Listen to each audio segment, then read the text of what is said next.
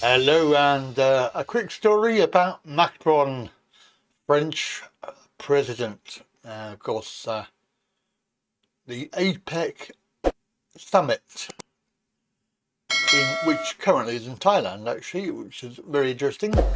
So they've had this APEC summit discussing all sorts of things, world problems, and that would include the fake climate change. But it's an opportunity, and if you look closely at the symbol on the screen, you will see it looks very much like a particular symbol that would be used by the World War II Nazis. Okay, so it's a swastika. We all know that, well, hopefully we all know that the WEF, World Economic Forum, which, you know, you have a blatant, let's say, Nazi leading it, because he has links to, I've already said about this in another video, links to his father, who was a close confidant of Hitler. And of course that's going to rub off on him, Schwab, who is the hidden chief of staff for the WEF, and very proud to say that he has people infiltrated into the majority of countries around the world, integrated and infiltrated, placed there, not elected, as Sunak, as you know, is not elected. But this whole thing about rainbows and LGBT blah blah blah, which obviously has a rainbow coloured symbol for their logo. This has now been repurposed, obviously, for the idea that the rainbow swastika and the WEF. You see this. You'll see this in a little photograph that they have of a badge that people wearing it, and the WEF people are wearing this, and they are people involved with the future of everybody here. Unelected, most of them, unelected, placed there to run the New World Order and implement it. And we know that Sunak is pushing the digital currency. We know it's being pushed it's very, very hard, considering that that is part of the overall plan, because obviously they need to get control of everything, and you as well. So how better to control you is to give you this idea that your digital currency will give you freedom, when in fact it's a prison, because let me just say that they will be controlling what you spend that on and how much you have, and if they don't like what you spend it on, they can stop you from spending it. It's not a conspiracy theory, this is actually a fact. All right, so if you're thinking I'm making it up, I'm not. So the idea is this simple. We know that the WEF is promoting communistic Nazism. It's a bit of a misnomer, because you have communism on one extreme of the spectrum, and then you have the Nazism on the other extreme of the spectrum. Both are theories and methods of governance which are extreme.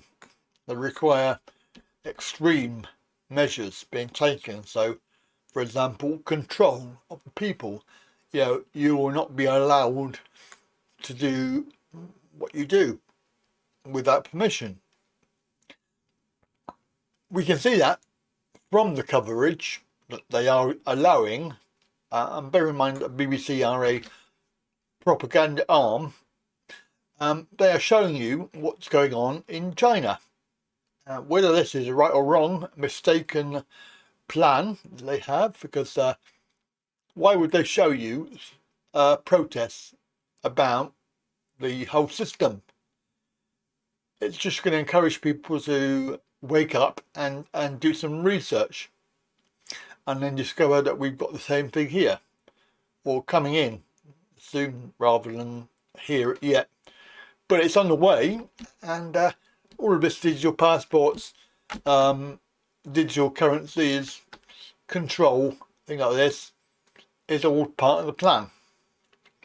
So, as you can see, the APEC, WEF, Klaus Schwab, and this rainbow sort of idea, symbol, it's very much part of the transhuman plan as well, because they want people to be asexual, not have any sexuality. So male and female has been watered down, so now you have a male female, like a trans person, and this is about trying to water down people's personalities and identities, because once you do that, you get control of them, and bring that in with AI as well, which obviously they want to link you into the AI system, the Internet of Things, which means that you'll be connected to your internet in your brain, the same as you are with a fridge, freezer, or a TV. You don't need a scientific mind to understand the world. You do not need an academic mind to understand the world. You need an open one. And if we are going to turn this world around, people have to take their perceptions back. It's very clear that humanity is being manipulated generation after generation into what I might call a perceptual bubble. Perceptions are everything. What you perceive is how you behave. It's everything.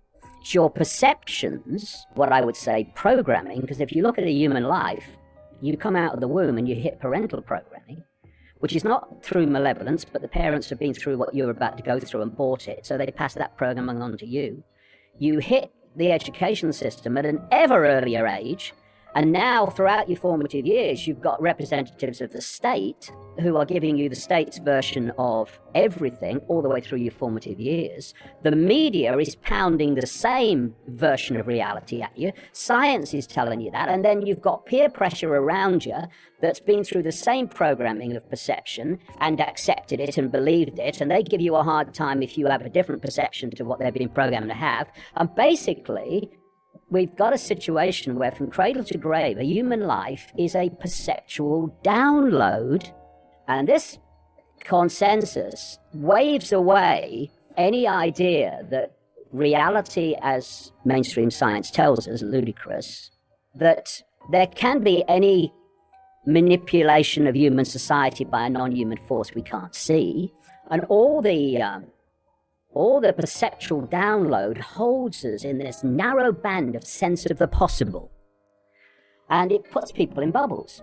People are breaking out of them now more and more, but most people are still in this bubble. And this bubble has a reflex action response to anything that is not in the perceptual range of the bubble. So when people like me come out and say, blah, blah, blah, we're being manipulated by a non-human force, the bubble reaction is, you're mad. This is how the perception thing works. And what I'm saying is, when you study it deeply, these perceptual bubbles constantly are underpinned by what we call the education system, by the media and all that stuff. And journalists, where do they report the world from and observe the world from? The bubble, because they've been through the same perceptual download as everyone else. It's the blind leading the bloody blind, really. And so we have this situation where you've got this perceptual tram lines, and it's been done systematically. They don't want us to know the true nature of reality. They don't want us to know the true nature of history, because if we did, then the pennies would start to drop, on why human society is as it is, and how mysteries can be explained with perfect, simple logic once you realize what reality is as opposed to what we're told it is. This is a cult which has an agenda for human control on a global and technological level. We need to start going down this road and not being intimidated into silence and not being intimidated into sharing things. Why is this happening? The mainstream media basically says question nothing. Then you've got RT saying question more, but not too much. And then you've got people like me who say question everything, everything. So that's the Rainbow. Rainbow. Yes, that's a very good children's television program, wasn't it? Oh, hello, Zippy. Yes. Rod and Jane. I like Rod and Jane. I like Jane. She was nice. Anyway, have a good day. I'll catch you later.